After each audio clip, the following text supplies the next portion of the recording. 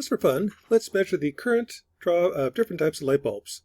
So to do that, I'm going to use some current sensing transformers. I'll take the output of those transformers, amplify it, along with an offset. I'll then measure the current with a Raspberry Pi Pico and displaying it. So this is a 52 Pi graphics board I really like.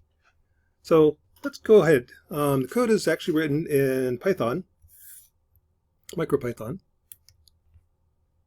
So here I just took a reading. That's the current draw through an incandescent light bulb. The frequency content looks like this. Here's the first harmonic, third, fifth, seventh. So not a real clean signal, but that's what the power looks like where I am.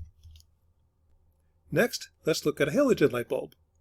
So plugging in halogen light bulb, collecting 1,000 data points, a sampling rate of 500 Hertz. That's the current through a halogen light bulb. And here's the frequency content. Again, a strong first harmonic, that's your 60 Hertz, third, fifth, seventh, ninth harmonic. Next, let's try a CFL light bulb. So plugging in a CFL light bulb, restart the data sampling. That's the current draw of a CFL light bulb.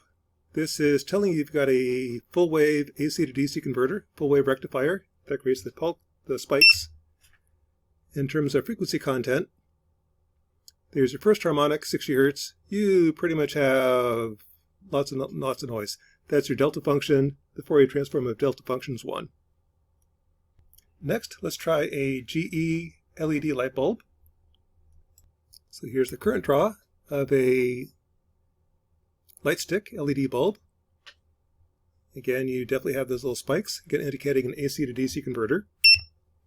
The frequency content, there's your first harmonic, 60 Hertz. It's pretty much everywhere. And finally, a corncob LED light bulb. So here's the current draw of a corncob LED light bulb. Kind of noisy, but that's what it is. In terms of frequency content,